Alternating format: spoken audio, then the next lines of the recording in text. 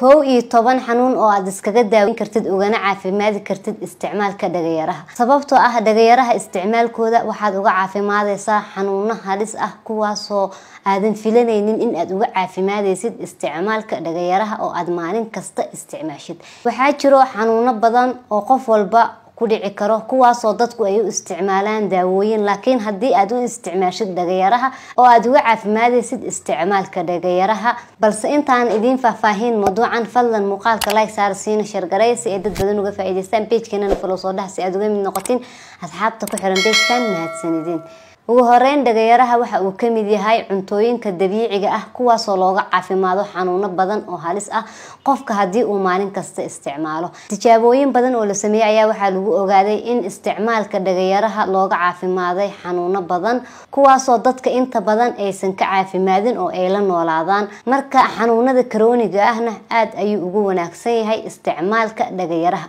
marka waxaa jirto 11 xanuun oo aad uga hortagi kartid ugana caafimaadi kartid isticmaalka dhagayaraha. waxaana kamid ah infekshinada waxaa kugu sababi karo waxyaabo badan sida bakteeriyadii, fayraskii, fangalkii, dhinacyo kala duwan ayuu kaaga imaan karaa. laakiin haddii aad isticmaashid dhagayaraha maalin kasto, infekshinadaasi waad uga caafimaadaysaa. faa'iidada labaad ee leedahay isticmaalka dhagayaraha waxay tahay waxa ay u wanaagsan tahay oo looga daawooba xanuunka macaanka ama xanuunka sokorowga. isticmaalka dhagayaraha oo aan maalin kasta sameysid aad u isticmaashid cuntadaada inaad ka mid dhigtid waxay kaa caawinaysaa sokortaada inay noqoto mid kontaroolan.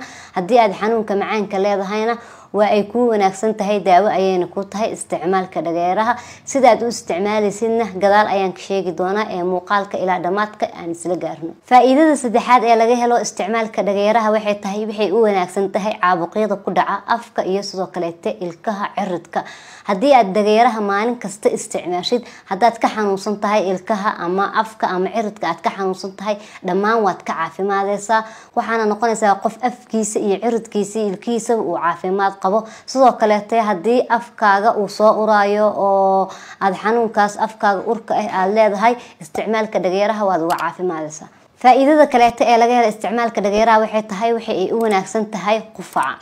haddaad leedahay qufac aad u fara badan ama ilmahaaga yar uu kaa qufacayo, uu isticmaal dhagayaraha si uu uga caafimaado qufacaasi, waxyaabihii qufaca ku sababayna uu uga reysto. marka sida loo isticmaalayana gadaal ayaan ka sheegi doonaa. faa'iidada kaleeta ee laga helo isticmaalka dhagayaraha waxay tahay waxa ay ka hortagtaa una wanaagsan tahay caabuqyada ama xanuunada ku dhaca habdhiska dheefshiidka.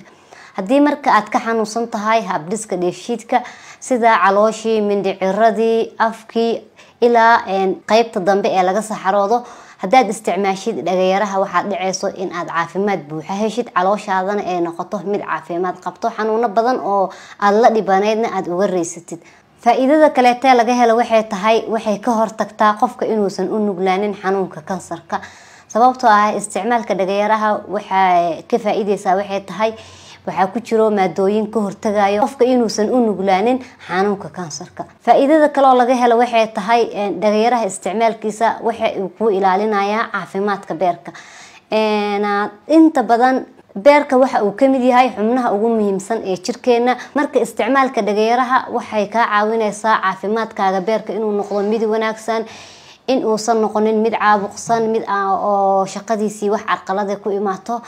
marka haddii aad maalin kasta isticmaashid waxaad noqonaysaa qof beerkiisii uu yahay mid caafimaad qabo oo aan u nuglaanin xanuunkan ku dhaca beerka oo loo yaqaano cirrhosis, ama in beerkaaga uu noqdo mid shaqagab ah, inuu beerka ku noqdo mid kansar u nuglaado. waxyaabahaasoo dhan isticmaalka dhagayaraha ayaad uga hortagi kartaa ugana caafimaadi kartaa.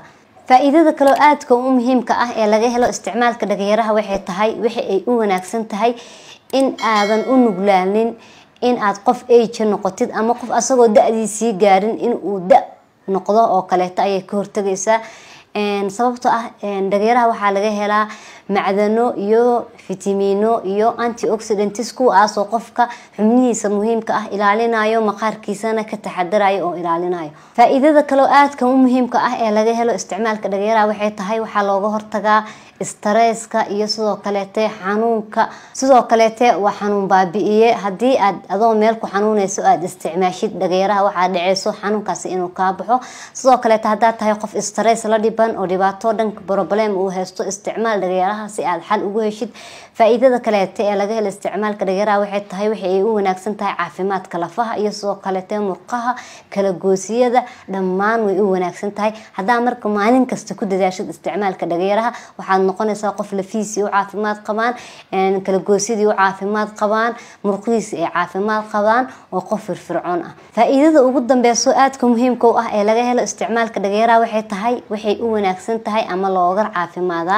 infekshanada sida infekshanadan ku dhaca habdhiska kaadi mareenka oo kale hadii aad qabtid isticmaalka dhagayaraha waad uga caafimaadaysaa sababtoo ah dhagayaraha hadii aad isticmaashid bakteeriyada viruska fungalka waxyaabahaas oo dhan way la dagaalamaysaa marka qofka wuxuu noqonayaa qof ka caafimaad qaba in uusan u nuglaanin ama aysan ku dhicin infekshanadii marka jirkiisana wuxuu noqonayaa qofka jir caafimaad qabo maqaarkii uu ku caafimaado haduu maqaarka ka xanuunsan yahay qofkii marka qof walba waxa wanaagsan in uu kamid dhigo cuntada uu isticmaalayo maalin kasta marka sidee ayaad u isticmaali kartaa dhagayaraha habab kala duwan ayaad u isticmaali kartaa hadii aad afka iyo ciridka ka xanuunsan tahay subax kasta isticmaal in aad dhagayaraha oo sidiisa ah aad calalisid oo aad cuntid dhacaankiisa aad laqdid sidoo kale waxaad u isticmaali kartaa hadii aad sokor iyo infections aad leedahay dhagayaraha in aad biyo la dhigtid habeenkii subaxdiina aad sidaas biyihiisa ku cabtid waxaad kale oo isticmaali kartaa in aad dhagayaraha biyo kulul aad kusoo karkarisid oo aad booskii shaaha aad ka cabaysid aad dhagayaraha ku bedelatid marka hababkaas kala duwan ayaad dhagayaraha u isticmaali kartaa si aad uga heshid faa'iidooyinkaas aadka u faraha badan oo caafimaad xanuuno badan aad uga caafimaadid oo kaliyihii beerkii xididadii dhiigga wadnaha dhammaan ay ku caafimaad qabaan marka intaas ayaan kusoo gabagabeynaya mowduucii aan uga hadlayay faa'iidooyinka caafimaad ee laga helo isticmaalka dhagayaraha waxaan ka codsanayaa inaad muuqaalka like saartid si share gareysid si ay dad badan uga faa'iideystaan page-keena aan follow soo tiraad si aad uga mid noqotid asxaabta ku xiran page-kan waana ku mahadsantahay daawashada muuqaalkan mid la mid inta ku kulmi doono sidaas iyo nabadgelyo wassalaamu calaykum waraxmatullaahi wabarakaatu